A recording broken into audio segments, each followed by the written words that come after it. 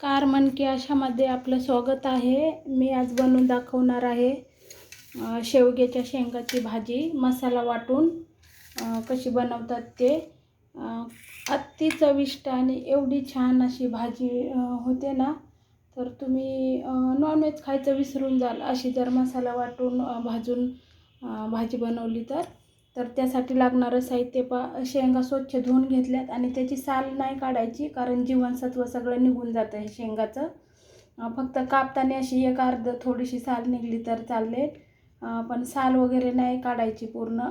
खूप लोक पूर्ण साल काढून टाकतात शेवग्याच्या शेंगाची. आणि शेंगा नाही आवडत माझ्या मुलाला, तर मी त्याच्यासाठी एक बटाटा टाकणार आहे त्याच्यामध्ये. आणि गाजर होतं घरामध्ये तर मी गाजर टाकते. तुम्ही हे बटाटा गाजर वगैरे काही नाही टाकलं तरी चालतंय, पण मी आता टाकते, गाजर पण टाकते आहे घरामध्ये तर. आणि नाहीतर नुसत्या शेंगाचीच भाजी बनवली तरी छान लागते. आता हे मी टाकणार आहे खोबरं, लसूण आणि ही चण्याची डाळ घेतली थोडी. याच्याने खूप चव लागते आणि घट्ट बनते भाजी. हे सगळं आता भाजून घेणार आहे. कांदा टोमॅटो पण भाजून घेणार आहे तेल टाकून. आणि फोडणीसाठी कोथिंबीर आणि लसूण ठेवला आहे. आणि मसाला वगैरे मी नंतर आता तुम्हाला दाखवते.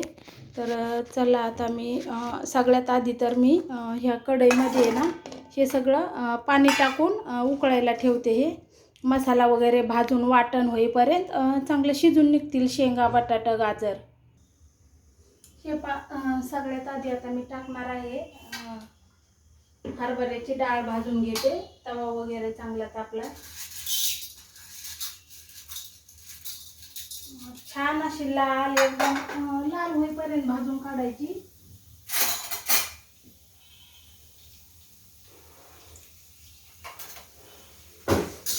छान अशी लाल होईपर्यंत भाजून काढायची डाळ, तरच चवदार वगैरे छान अशी चवदार भाजी लागते याची.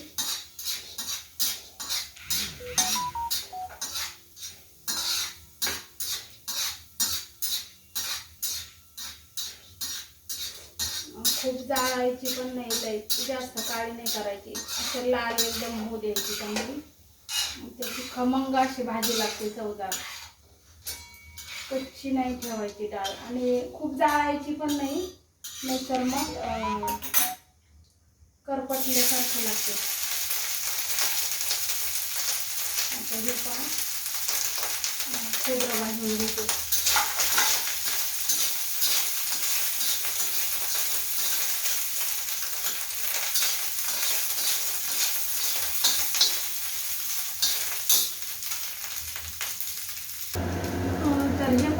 खोबरं अशा प्रकारे चांगलं लाल भाजून घ्यायचं, कच्चं ठेवायचं नाही. लसूण भाजायचा नाही कधी, नाही तर चव जाते लसणाची. लसूण नाही घ्यायचा भाजून. आणि आता कांदा भाजून घेते. कांदा सुद्धा एकदम काळा असा भाजून द्यायचा, चांगला लाल होऊ द्यायचा चांगला. आणि नंतर टोमॅटो भाजणं, तेल टाकायचं म्हणजे पटकन. हे अशा प्रकारे कांदा भाजला, एकदम काळा झालाय. हे बघा, एकदम काळसर झालाय, चांगला छान असा भाजलाय. आता टोमॅटो असं घ्यायचं भाजून, तेल टाकायचं. तेल टाकलं का छान भाजतं.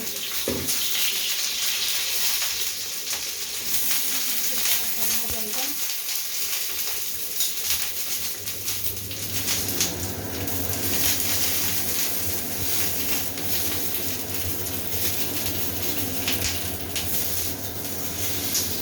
साईडने असा भाजला पटकन करायचं टोमॅटो.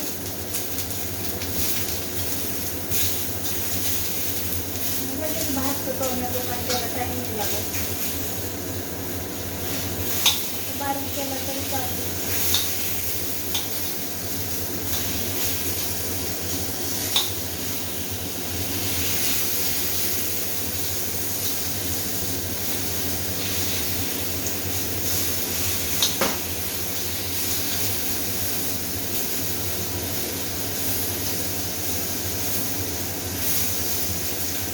थोडं तेल टाकते अजून, लगेच होतं भाजून. अशा प्रकारे आता सगळा मसाला भाजून घेतला मी.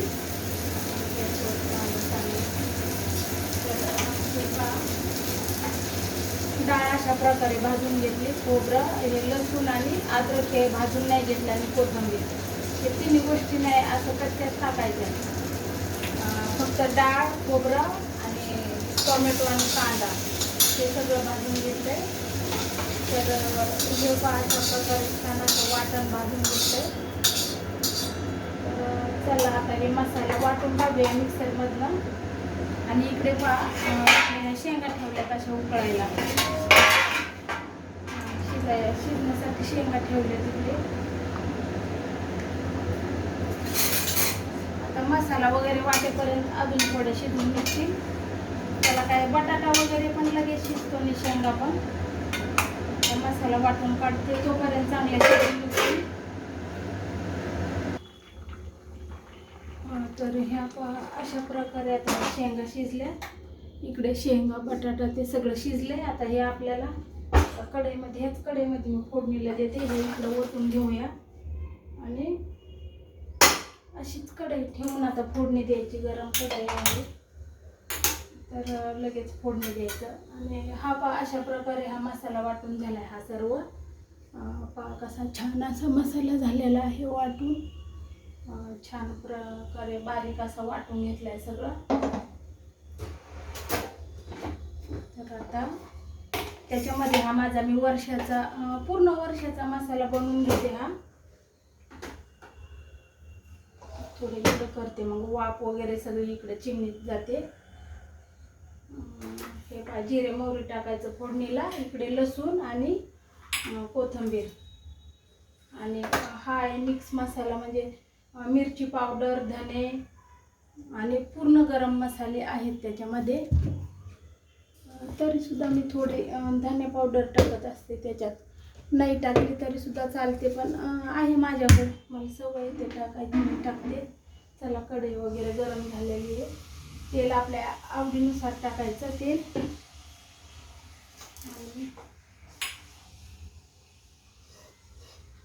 चला कढई गरम येतं झालेलं. तर आता झाले तेल पण गरम लगेच. कढई अगोदरपासून गरम आहे. थोडे जिरे टाकायचे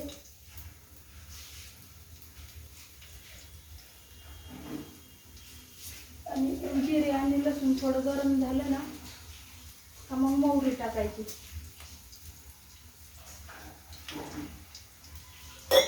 मोहरी टाकायची.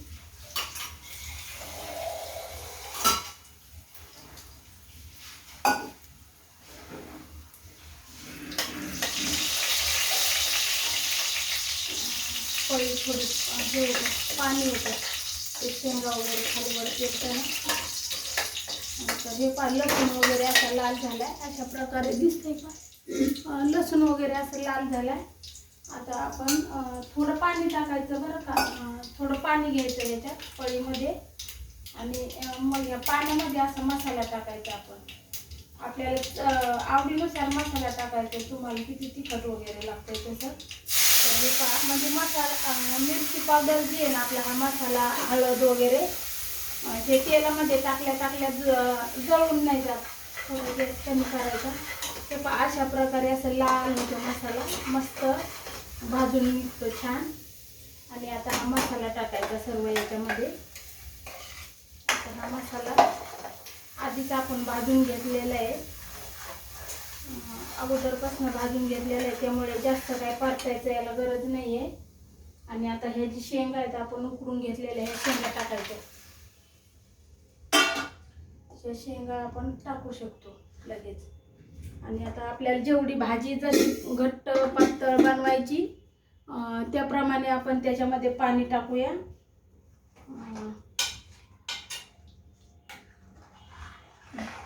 जशी आपल्याला जेवढी घट्ट भाजी बनवायची तशी आपण बनवायची, आपल्यावर आहे ते. आता हे मिक्सरमधला मसाला वगैरे धुवून टाकते मी, पाणी वगैरे त्याच्यात.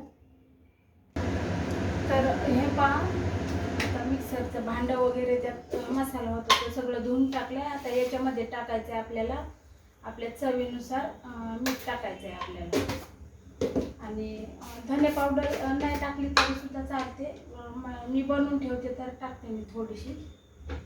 नाही टाकली तरीसुद्धा चालतं, कारण मसाल्यामध्ये असते ना धन्याची पावडर, धने वगैरे टाकलेले आहेत ना मसाल्यामध्ये, तर नाही टाकली तरी सुद्धा चालते. आणि आता कोथिंबीर जी आहे ना, कधी पण आहे ना कच्ची टाकायची वरून, म्हणजे त्याची टेस्ट चांगली लागते, चवदार. कारण तेलात टाकली ना आणि ती तळून निघते तर त्याचं जीवनसत्व जाते सगळं कोथिंबीरीचं निघून. म्हणून कधी पण आहे ना कोथिंबीर कच्चीच टाकायची वरून. तर हे पहा, आता छान अशी चांगली उकळी आली ना, याला उकळी आली का उकळी मोडू नाही द्यायची, म्हणजे भाजी अशी छान होते एकदम. तर आपण तिखट मीठ थोडंसं खाऊन बघू शकतो घेऊन. याचा रस्सा कमी असेल तर टाकू शकता परत. तर आता याला उकळी आली का गॅस स्लो करायचा आणि 1-10 मिनिटासाठी छान असं बारीक आचेवरती उकळू द्यायचं.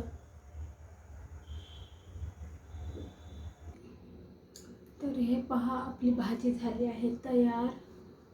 तर एवढी छान झाली, एकदम टेस्टी टेस्टी. हे पहा, छान अशी भाजी झाली. पहा, घट्ट मस्त झाली. तर अशा प्रकारे नक्की तुम्ही अशी भाजी बनवून पहा. आणि कशी वाटली रेसिपी ते पण सांगा.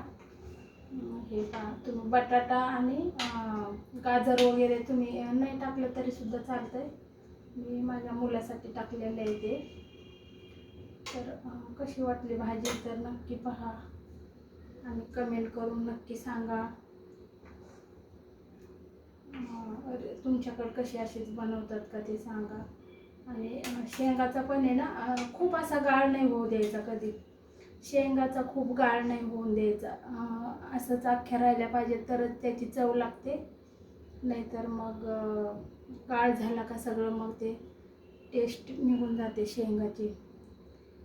तर कशी वाटली रेसिपी नक्की नक्की सांगा कमेंट करून. धन्यवाद खूप खूप.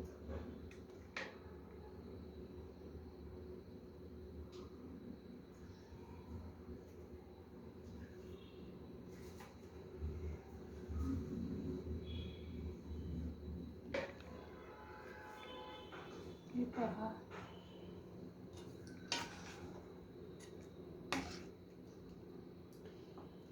खूप म्हणजे खूप टेस्टी बनली आहे, एकदम भारी बनली आहे. आणि ज्वारीची भाकरी भाताबरोबर सुद्धा एवढी छान लागते. भाताबरोबर, चपातीबरोबर, भाकरीबरोबर ज्वारीच्या भाकरी बनवल्यात मी. तर धन्यवाद व्हिडिओ पाहिल्याबद्दल.